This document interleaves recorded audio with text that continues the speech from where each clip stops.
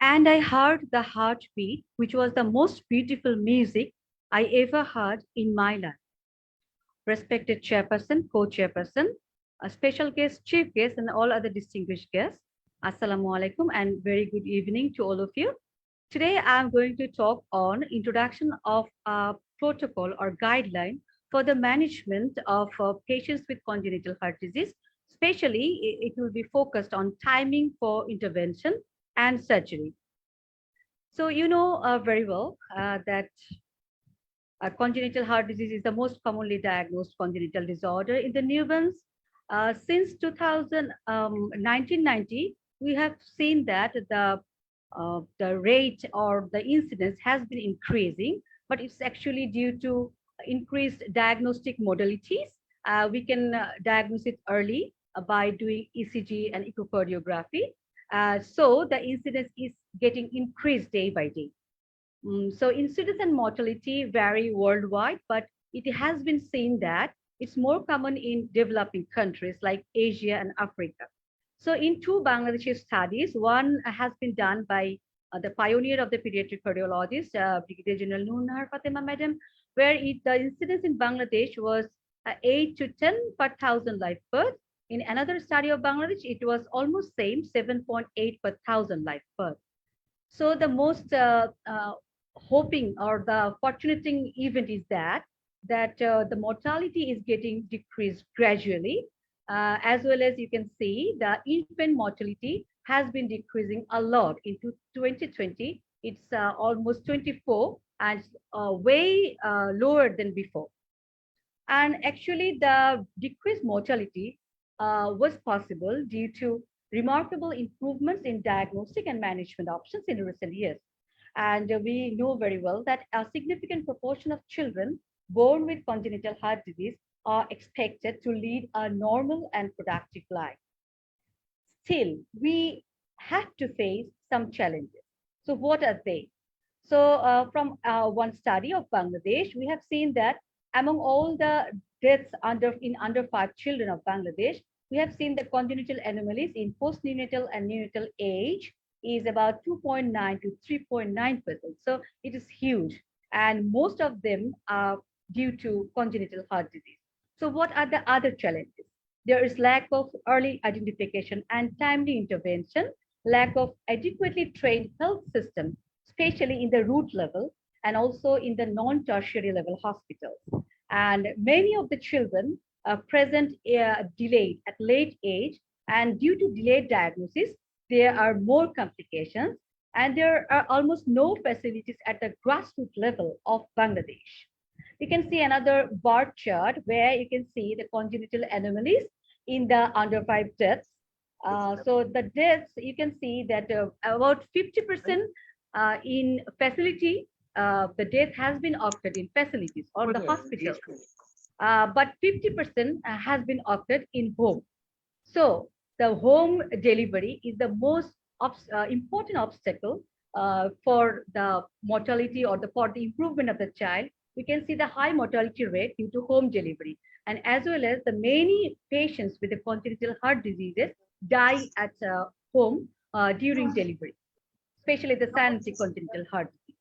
So other challenges, we can see that there are lack of appropriate knowledge on pediatric cardiology, and also the cyanotic children have a much more delayed diagnosis. You can see that cyanotic children don't manifest as a cyanosis. So sometimes they, for long years, they are diagnosed as a case of pneumonia or recurrent pneumonia. Just without doing echocardiography, we cannot say it's a cyanotic heart disease. So many of the cyanotic heart disease affected children come lately with complications. So it is another important challenge. And you know very well, in Bangladeshi context, there are socioeconomic constraints, illiteracy, lack of public awareness, and most crucial challenge of us is an inefficient referral system. Whenever we diagnose, we don't know where to refer, when to refer, and actually what is the timing. So the lack of prenatal diagnosis facilities is also another challenge. You know, in the developed countries, even in India, the prenatal diagnosis are very important diagnostic modality. And there are also some genetic counselors. So whenever a mother can see that the baby is having some congenital problems or problems with the congenital heart disease, they can do some abortion or they can terminate the pregnancy. But these type of problems is the, these type of facilities are not available much in our country. So a new guideline is very, very much mandatory for our country.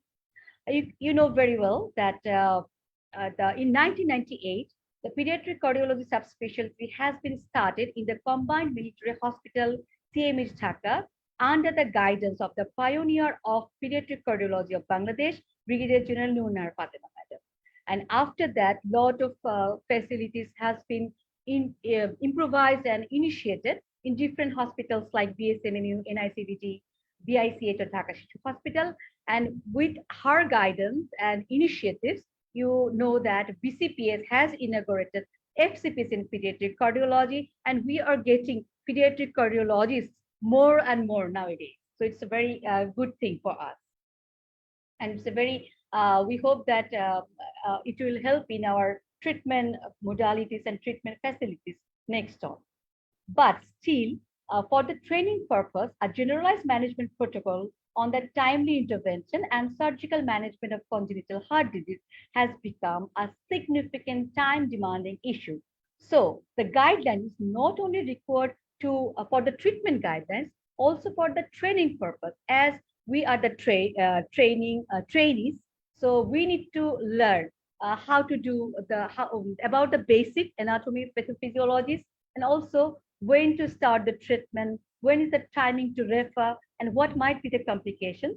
So in this guideline, actually, as a single reviewer, first of all, I initiated this guideline, obviously under the guidance of the Brigadier General Nunar Fatima Madam. She guided me to collect different protocols or guidelines from different international guidelines, actually, from the American and European and especially Indian guidelines. So I have accumulated everything, and not only for the child, but also for the adults. And expert deliberations by our neighboring countries, especially India, were given emphasis. You know, there are many similarities with them. So we have given emphasis over their treatments and their protocols. And very few modified recommendations were added as well, considering the background of our country. You know, in our country, we need to sometimes operate or do intervention in very tiny, very underweight children. We have nothing to do. So we needed to modify under the guidance of expert cardiologists. So actually, the expert review ultimately, after I have collected all the guidelines, it was reviewed by two expert cardiologists, and ultimately the guideline was published by Congenital Heart Base Foundation.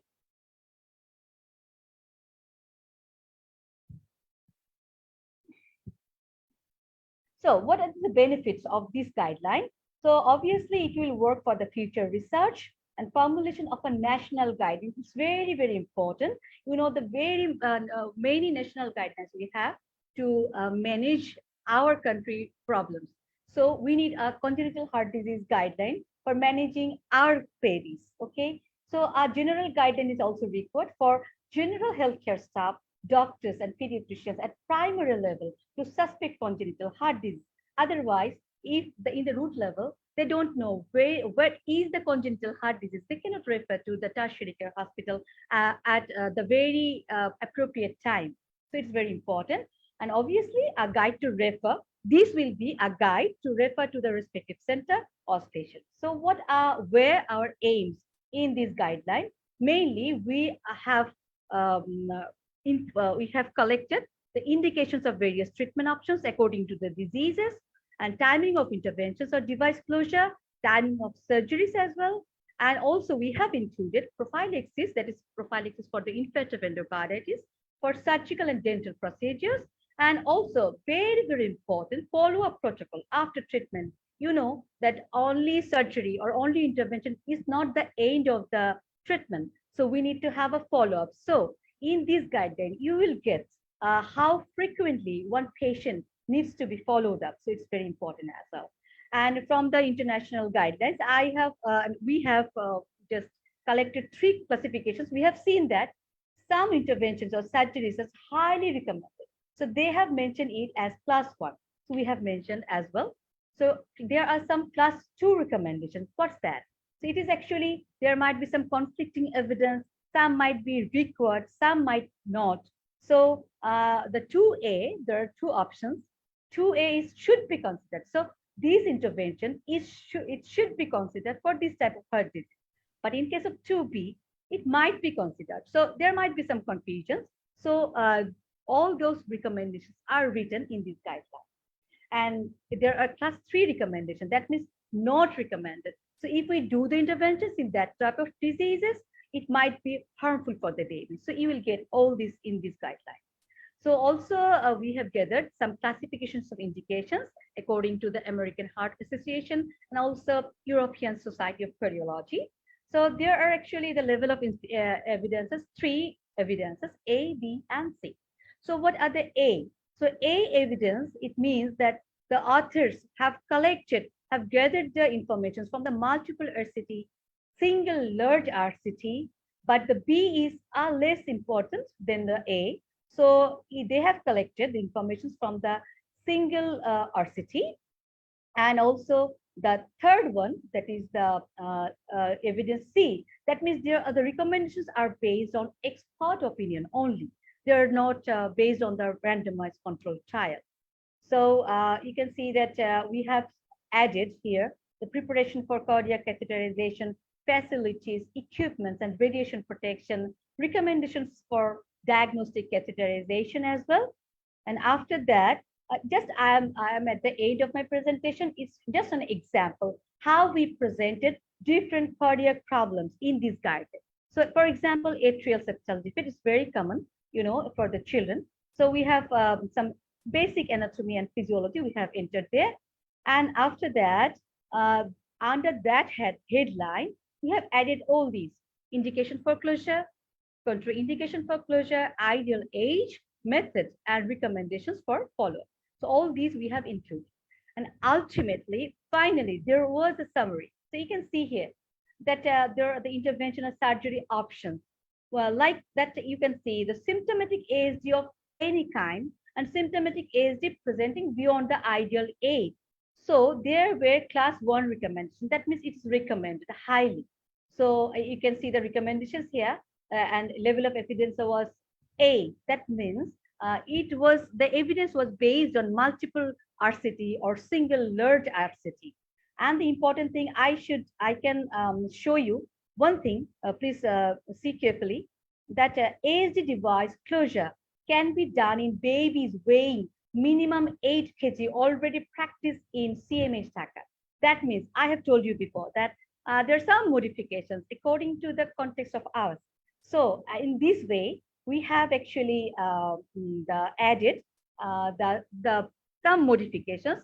As you know, the less than 10 kg is not recommended in the international aspects, but for our country, it is possible, and we have seen that there's high chance of recovery.